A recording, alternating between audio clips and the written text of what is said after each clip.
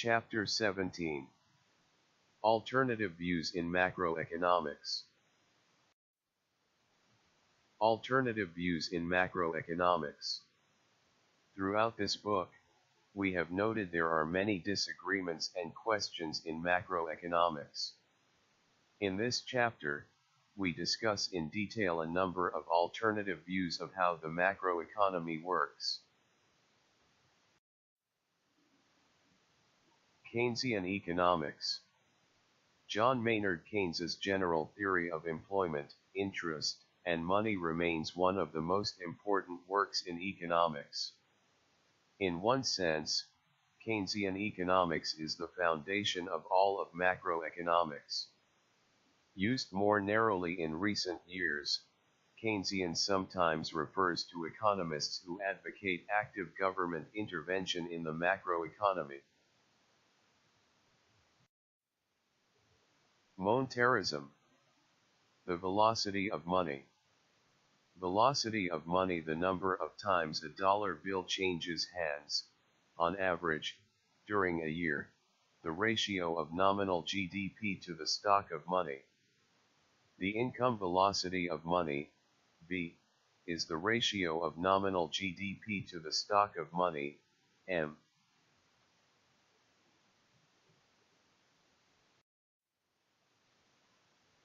The velocity of money. Because nominal income, GDP, is real output, income, Y, times the overall price level, P. GDP equals P times Y. Through substitution, V equals P times Y divided by M.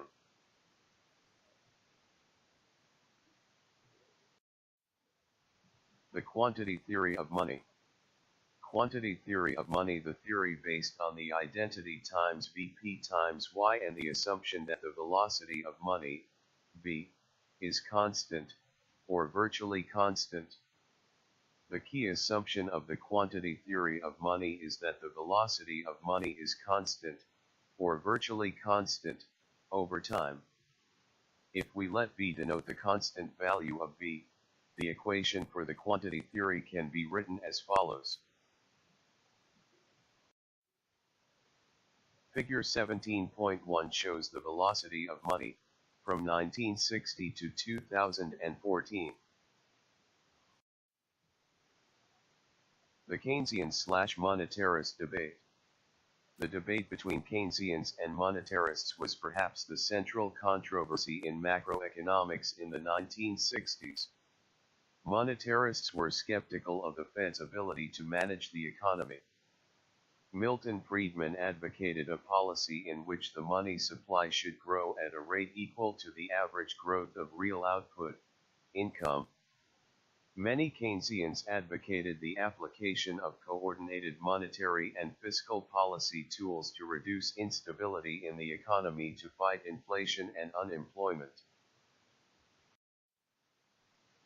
Supply-side economics.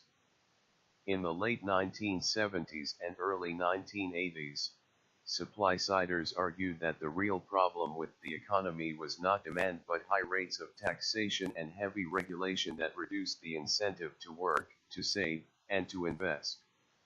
Supply-siders argued that the incentive effects of supply-side policies were likely to be so great that a major cut in tax rates would actually increase tax revenues. Despite lower tax rates, more people would be working and earning income and firms would earn more profits, so that the increases in the tax bases would outweigh the decreases in rates, resulting in increased government revenues. The Laffer curve. Laffer curve with the tax rate measured on the vertical axis and tax revenue measured on the horizontal axis. The Laffer curve shows that there is some tax rate beyond which the supply response is large enough to lead to a decrease in tax revenue for further increases in the tax rate.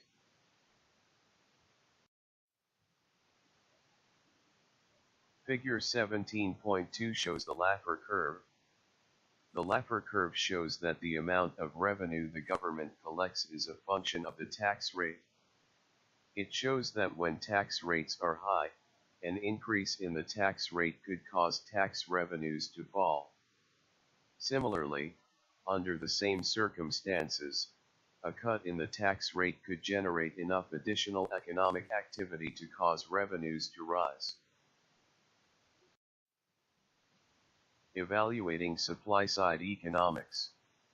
One criticism of supply-side economics is that it is unlikely that a tax cut would substantially increase the supply of labor. In theory, a tax cut could even lead to a reduction in labor supply. Research done in the 1980s suggests that tax cuts seem to increase the supply of labor modestly. Although an increase in planned investment, brought about by a lower interest rate, leads to added productive capacity and added supply in the long run, it also increases expenditures on capital goods in the short run.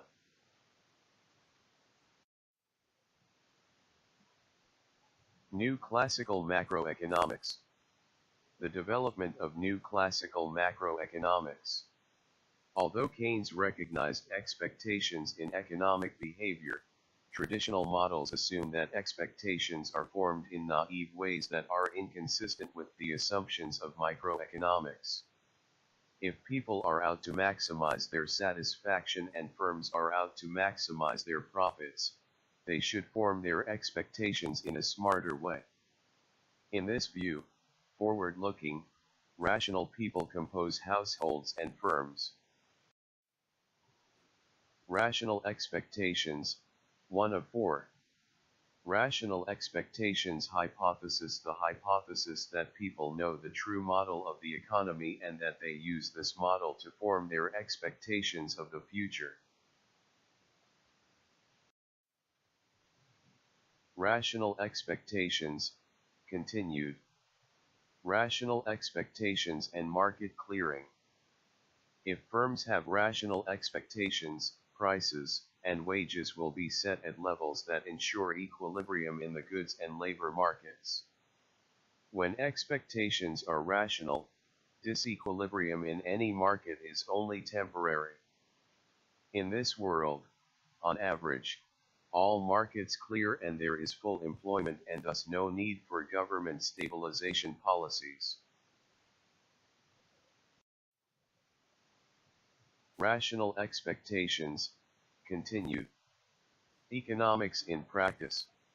How are expectations formed?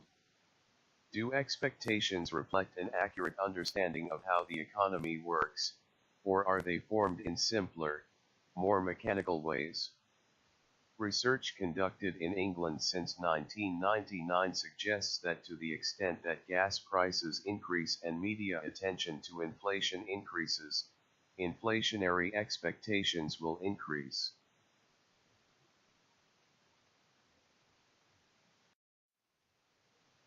Rational expectations, continued. The Lucas supply function.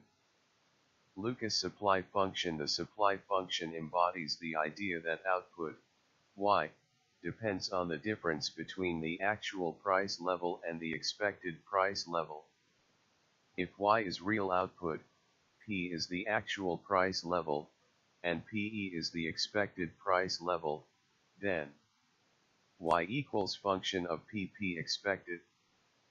Price surprise is actual price level minus expected price level.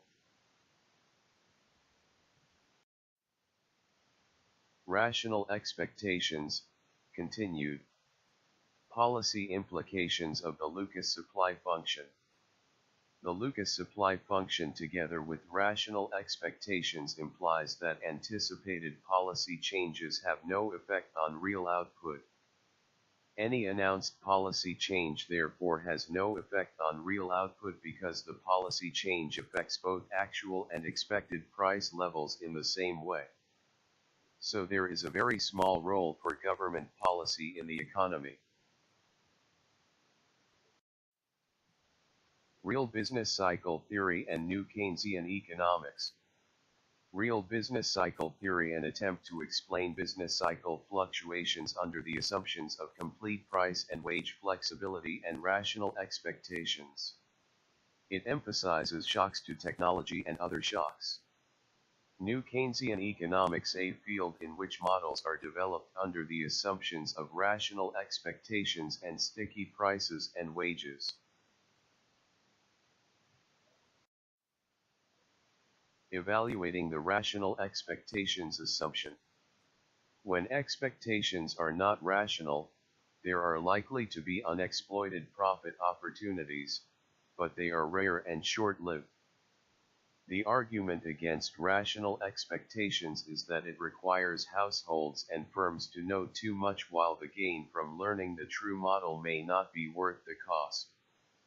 In the final analysis, the issue is empirical. Testing alternative macroeconomic models. Macroeconomists cannot test their models against one another to see which performs best because macroeconomic models differ in ways that are hard to standardize. The rational expectations hypothesis assumes 1. That expectations are formed rationally, and 2. That the model being used is the true one. The small amount of data available leaves considerable room for disagreement, a range needing more time to narrow.